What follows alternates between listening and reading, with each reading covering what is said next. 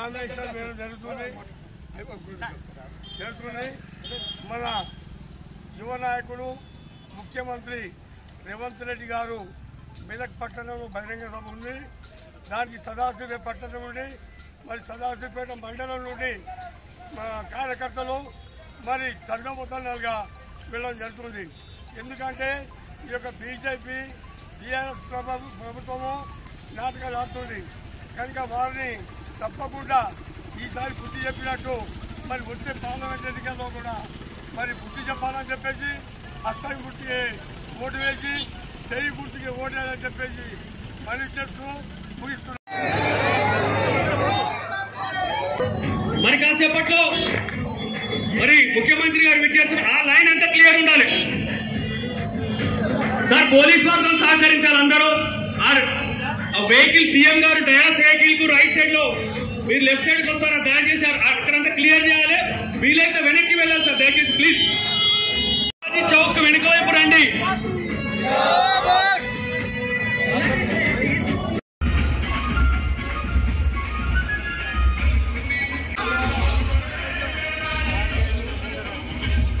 నీలమ్మను మన మెదక్ పార్లమెంట్ అభ్యర్థిగా సోనియా గాంధీ, రాహుల్ గాంధీ, రేవంత్ రెడ్డి గారు డిక్లేర్ చేసిన సంగతి ఈరోజు నామినేషన్ రావడం జరిగింది. మనందరూ కూడా తెలిసిన విషయమే. ఒక విషయాన్ని మీ అందరూ కూడా తెలియజేస్తుంది ఏంటంటే గత 25 ఏళ్ల కిందట ఇది ఇందిరమ్మ పార్లమెంట్. ఇది మీ దగ్గర కసి ఉందా? కసి ఉందా?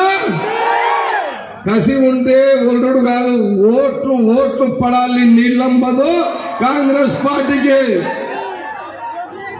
మనమందరం కూడా 25 ఏళ్ల తర్వాత ఈ పార్లమెంటులో మెదక్ నీళ్ళమ్మదు కాంగ్రెస్ పార్టీ అభ్యర్థిని మనమందరము కాంగ్రెస్ పార్టీ నాయకులము, కార్యకర్తలము మనమందరం కూడా ఈ మెదక్ పార్లమెంట్ ఛాలెంజ్ గా తీసుకొని ఎట్టి పరిస్థితుల్లో అటు సిద్దిపేట నుంచి సంగారెడ్డి వరకు ఓట్లు దంచుడే దంచుడు.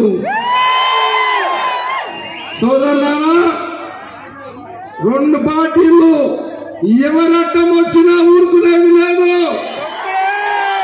జిమ్మికులు చేసినా ఊరుకునేది లేదు. హుషారుతోటి ఆట ఆడుదాం. అర్థమైందా? నేను కూడా చెప్తున్నా, ఏది ఏమైనా 25 ఏళ్ల తర్వాత ఇందిరమ్మ పార్లమెంటు రాహుల్ గాంధీ గారికి మన రాష్ట్ర ముఖ్యమంత్రి రేవంత్ రెడ్డి గారు, ఇటు దామోదర్ గారు, కొండ సురేఖ గారు, హనుమంతరావు గారు, మైనపల్లి పొంగులేడు శ్రీనివాసరావు గారు,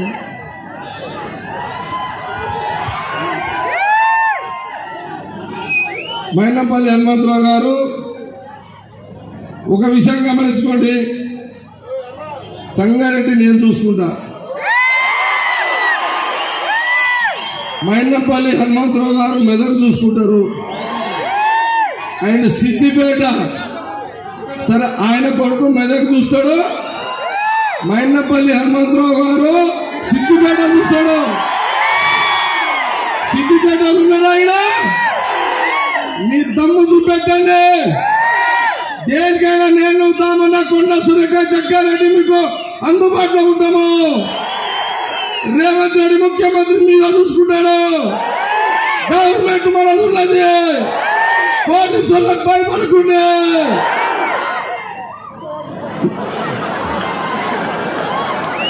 నీళ్ళ మొదలు గెలిపించుకోండి. ఆర్టీసీ బస్సులో ఉచిత ప్రయాణం ఇచ్చినాం. రాజీవ్ ఆరోగ్యశ్రీ పథకాన్ని అమలు చేసినాం. గ్యాస్ సిలిండర్ 500కి ఇచ్చినాం. 200 యూనిట్లు ఉచిత కరెంట్ ఇచ్చినాం. ఇందిరమ్మ ఇల్లు ఇచ్చినాం. నిన్న కాక మొన్న మామ అల్లుళ్ళు 2 తయారైంది. రైతు రుణమాఫీ ఎప్పుడు చేస్తామని నేను ఈ వేదిక మీద నుంచి తెలంగాణ రాష్ట్ర రైతాంగానికి మెదకు చర్చి సాక్షిగా, ఏడుపాయల దుర్గమ్మ సాక్షిగా నేను మాట ఇస్తున్నా. 15 ఆగస్టు లోపల ప్రతి రైతుకు 2 లక్షల రూపాయల లోపల రుణమాఫీ చేసే బాధ్యత మాది, మా ప్రభుత్వాన్ని. నేను మాట ఇస్తున్న మిత్రులారా, తెలంగాణ రైతాంగానికి ఏడుపాయల దుర్గమ్మ సాక్షిగా నేను మాట ఇస్తున్నా, 15 ఆగస్టు లోపల మీ 2 లక్షల రుణమాఫీ చేసే బాధ్యత నాది. ఇదే కాదు, వచ్చేసారి పండించే వడ్లకు 500 రూపాయల బోనస్ ఇచ్చి కొనుగోలు చేసే బాధ్యత నాది. 100 రోజుల్లో ఇచ్చిన 6 పథకాలలో 5 పథకాలు అమలు చేసి 100వ రోజు ఎన్నికల కోడ్ వచ్చి ఎన్నికల క్షేత్రంలో మేముంటే వెనుకంగా కాళ్ళ కట్టబెట్టాలని కేసీఆర్ ఆయన అల్లుడు బయలుదేరి 100 రోజుల్లో మేము ఇన్ని చేస్తే అప్పుడే దిగిపో అని అంటున్నావు. ఏం అల్లాటప్పగా వచ్చినాం అనుకుంటున్నావా? అడుక్కుంటూ వచ్చినాం అనుకుంటున్నావా? అయ్య పేరో మామ పేరో చెప్పి కుర్చీలో కూర్చున్నాం అనుకుంటున్నావా? బిడ్డ, నీలాకటోళ్ళం తొక్కుకుంట ఇక్కడికి వచ్చినాం. 10 ఏళ్ళు ఇక్కడనే ఉంటాం. ఎవడొస్తాడో, నువ్వు వస్తాడో, నీ మామ వస్తాడో, నీ బామ్మాట వస్తాడో, వాళ్ళని పుట్టించిన అయ్యొస్తాడో ఎవడొస్తాడో రాండి బిడ్డ, పండబెట్టి తొక్కకపోతే చూస్తాం. 10 ఏళ్ళు ఇందిరమ్మ రాజ్యం ఉంటుంది, ప్రజాపాలన జరుగుద్ది, ప్రజల కష్టాలన్నీ తీర్చే బాధ్యత కాంగ్రెస్ పార్టీ తీసుకుంటుందని చెప్పి నేను ఈ సందర్భంగా తెలియజేస్తున్నా. అందుకే రైతుల ఆదాయాన్ని 2 చేస్తామని ఢిల్లీ సరిహద్దులో 100లాది మంది రైతులను కాల్చి చంపిన చరిత్ర భారతీయ జనతా పార్టీది. రైతులను చంపిన బీజేపీ ప్రభుత్వాన్ని పొందబెట్టాలి అని చెప్పి తెలంగాణ రైతాంగానికి నేను విజ్ఞప్తి చేస్తున్నా. ప్రతి పేదవాడికి సొంతింటి కళ నెరవేర్తాం 2022 లోపల అని చెప్పాడు. ఏ పేదవాడికి ఇల్లు ఇవ్వలేదు. అందుకే మోడీ ప్రభుత్వాన్ని, బీజేపీని గద్దె దించాలి అని చెప్పి నేను ఈ సందర్భంగా తెలియజేస్తాను. బీఆర్ఎస్ అభ్యర్థి ఎవడో మీకు తెలుసా? మల్లన్న సాగరంలో 50,000 ఎకరాలు గుంజుకొని ఏటిగడ్డ కిష్టాపురం మల్లన్న సాగర్ ప్రాంతంలో పేద రైతులను గోదావరి జలాలలో ముంచి పోలీసు ఉక్కు పాదాలతో తొక్కించి పోలీస్ స్టేషన్ల ఆడబిడ్డలను కొట్టించి మీ మీద దాడులు చేసిన దుర్మార్గుడే ఇవాళ బీఆర్ఎస్ అభ్యర్థి.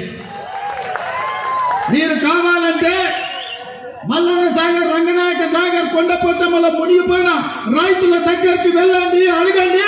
ఈ దుర్మార్గుడు వెంకట్రామరెడ్డి ఎవడు కలెక్టర్ గా ఉండి ఇక్కడ రైతుల భూములు గుంజుకున్నాడు కాదా? 100లాది రైతుల కుటుంబాల మీద కేసులు పెట్టినోడు కాదా? మల్లన్న సాగర్ మా భూములు ఇయ్యము అని అంటే పోలీసులను పెట్టి ఆడబిడ్డలను పరిగెత్తించి కొట్టినోడు ఈ వెంకట్రామరెడ్డి కాదా? ఏ ఊరోడు, ఎక్కడోడు, ఎక్కడికి వచ్చిండు, ఇక్కడ ఎంపీ కావాలనుకుంటుందో ఆలోచన చేయండి. ఎందుకు ఇచ్చిండు కేసీఆర్? నమ్మిన బంటు కాసిం రిజ్వీ నిజాంకి ఎట్లయితే గులాంగిరి చేసిండో ఫామ్ హౌస్ లో గులాంగిరి చేస్తాడు. కాసిం రిజ్వీ వాళ్ళ తెలంగాణ ప్రజల మీద ఎట్లా దాడులు చేపించిండో మల్లన్న సాగర్ లో 14 గ్రామాలను పొట్టన పెట్టుకున్న వెంకట్రామరెడ్డిని ఇవాళ బీఆర్ఎస్ అభ్యర్థిగా పెట్టిండు. ఢిల్లీలో కేడీని చూసినాం. వీళ్ళిద్దరు తోడు దొంగలే గూడు పుటాని. మొన్న డిసెంబర్ లో కేడీని పొందబెట్టిండు. ఇక వంతు మోడీకి వచ్చింది. ఒక్కరిని కాదు, 2 తోడు దొంగల్ని తుదముట్టించే వరకు ఓడిస్తేనే ఈ ప్రాంత తెలంగాణకు న్యాయం జరుగుద్ది. మిమ్మల్ని ఆదుకునే బాధ్యత ప్రభుత్వం తీసుకుంటుంది. అందుకే మిత్రులారా, ఇంకా 4.5 ఏళ్ళు ప్రభుత్వం ఉన్నది, కాంగ్రెస్ ఉంటది.